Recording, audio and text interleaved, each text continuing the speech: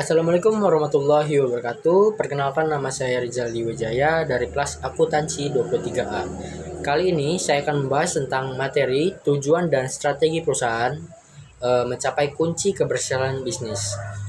Dalam landscape bisnis yang kompetitif saat ini, memiliki tujuan yang jelas dan strategi yang solid adalah fondasi utama untuk mencapai kesuksesan tersebut. Presentasi ini akan mengupas tuntas mengapa kedua elemen ini sangat krusial bagi perusahaan. Yang pertama, mengapa tujuan dan strategi ini penting? Yang pertama, arah dan motivasi. Tujuan perusahaan berfungsi sebagai kompas, menuntun setiap langkah dan keputusan serta menjadi sumber termotivasi utama bagi seluruh tim. Yang kedua, rencana komprehensif. Strategi ini adalah cetak biru ataupun bukti nyata merinci bagaimana perusahaan akan mencapai tujuan tersebut, menguraikan langkah-langkah yang terorganisasi dan terukur. Yang terakhir ada menghindari kegagalan tanpa strategi yang jelas. Tujuan hanyalah impian. Perusahaan dengan tanpa arah yang rentan terhadap kegagalan dapat terjadi kehilangan fokus dan pemborosan sumber daya sehingga tujuan dan strategi tidak akan tercapai.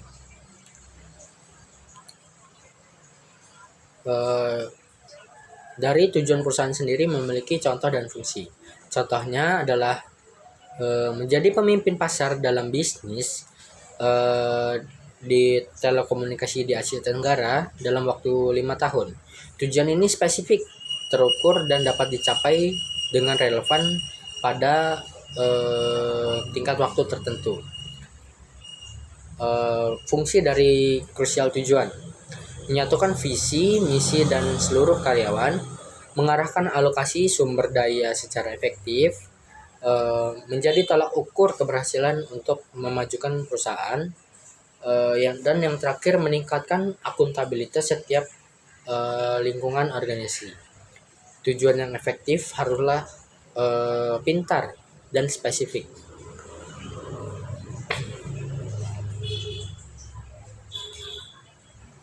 Konsep dasar manajemen strategis. Definisi sendiri, manajemen strategis adalah seni dan ilmu yang merumuskan implementasi dan mengevaluasi keputusan lintas fungsi untuk memungkinkan sebuah organisasi mencapai tujuannya.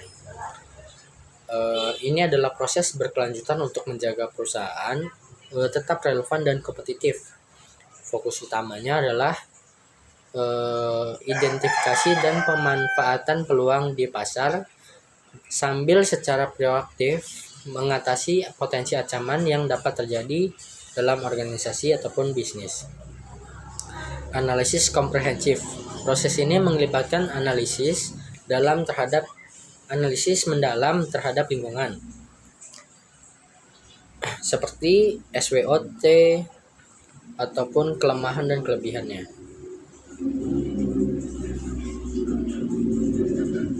Komponen utama dalam strategi perusahaan.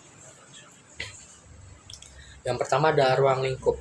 Mendefinisikan pasar sebagai segmen pelanggan dan geografi tempat perusahaan akan bersaing, serta jenis produk apa ataupun layanan yang akan ditawarkan.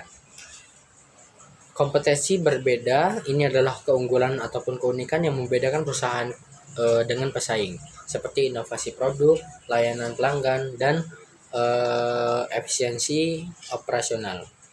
Dan yang terakhir, komponen utama strategi perusahaan adalah distribusi sumber daya, alokasi modal, SDM, teknologi dan aset, serta lainnya secara strategis untuk mendukung pelaksanaan strategi dan pencapaian tujuan.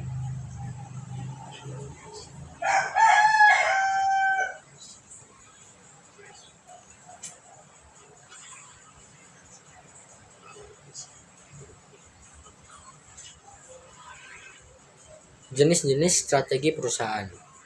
Yang pertama ada strategi pertumbuhan.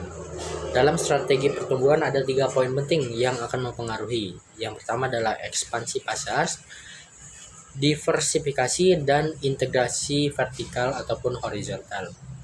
Ekspansi pasar sendiri merupakan memasuki pasar baru ataupun memperluas pangsa pasar yang akan kita tuju.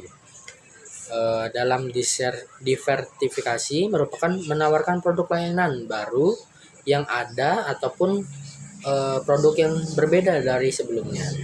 Yang ketiga ada integrasi vertikal ataupun horizontal, mengakuisisi pemasok ataupun distributor ataupun pesaing. Strategi yang kedua ada strategi bertahan. Ada 3 poin penting, yaitu turnaround, divestment, dan likuidasi. Dari turnaround sendiri merupakan restruktur untuk memulihkan kinerja dari kemunduran. Yang divestment merupakan menjual unit bisnis yang tidak menguntungkan. Dan yang terakhir ada likuidasi, menutup operasi dan menjual aset sebagai upaya terakhir. Dan strategi yang terakhir merupakan strategi kombinasi, merupakan menggabungkan elemen-elemen dari strategi pertumbuhan dan bertahan, disesuaikan dengan kondisi pasar dan internal perusahaan. Pada fleksibilitas adalah kunci. Model penentuan strategi sendiri meliputi pada analisis SWOT dan matriks BCG. Merupakan dalam analisis SWOT sendiri merupakan kerangka kerja untuk mengevaluasi kekuatan ataupun kelemahan serta peluang dan ancaman yang akan terjadi pada bisnis. Sedangkan pada matrik BCG merupakan alat perencanaan portofolio bisnis yang mengelompokkan unit bisnis menjadi binatang, sapi perah, dan tanda tanya berdasarkan pangsa pasar relatif dengan tingkat pertumbuhan pasar. Sebagai contoh, sebuah perusahaan teknologi baru akan menghasilkan analisa SWOT untuk mengidentifikasi produk menjadi kekuatan dan peluang di pasar untuk berkembang dengan pesat. Proses manajemen strategis memiliki 4 poin penting. Yang pertama adalah penentuan tujuan, yang kedua penyusunan strategi, yang ketiga implementasi strategi, dan yang terakhir adalah pengendalian dan evaluasi.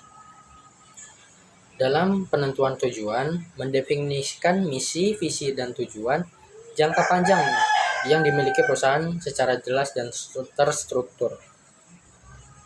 Yang kedua adalah penyusunan strategi, mengembangkan rencana aksi berdasarkan analisa SWOT, matriks BCG, dan model lain untuk mencapai tujuan.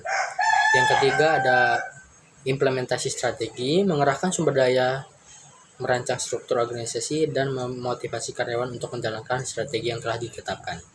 Dan yang terakhir adalah memantau kinerja, membandingkan hasilnya dengan tujuan, dan membuat koreksi apabila ada kesalahan ataupun sesuatu yang perlu diperbaiki.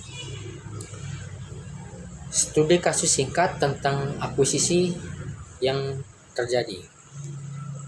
Tujuan strategisnya adalah Indus Seluler bertujuan untuk memperkuat dominasinya pada dan menjadi pemimpin pasar yang tak terbantahkan di sektor telekomunikasi nasional.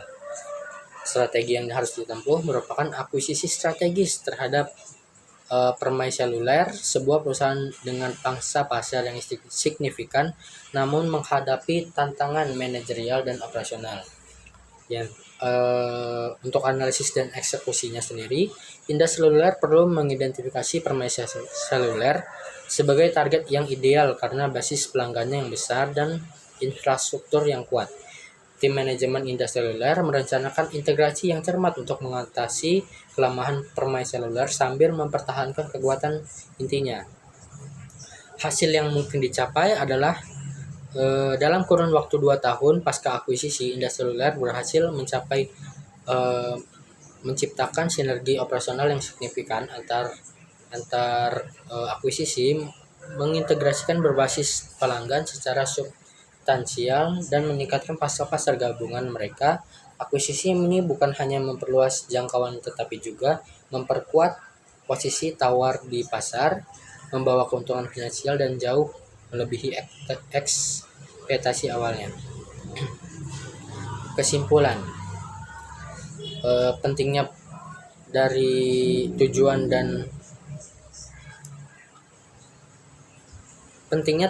ini adalah untuk memiliki pondasi yang kuat. Tujuan yang terdefinisi dengan baik dan strategi yang terencana adalah pondasi utama dan kunci keberhasilan dari kelangsungan hidup perusahaan. Adaptif dan dinamis. Manajemen strategis bukanlah hanya proses jalan, melainkan juga harus adaptif dan responsif terhadap perubahan lingkungan yang terus bergejolak.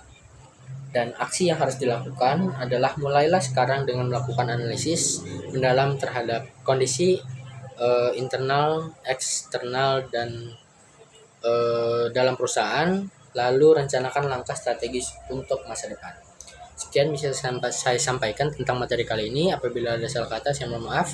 Wassalamualaikum warahmatullahi wabarakatuh.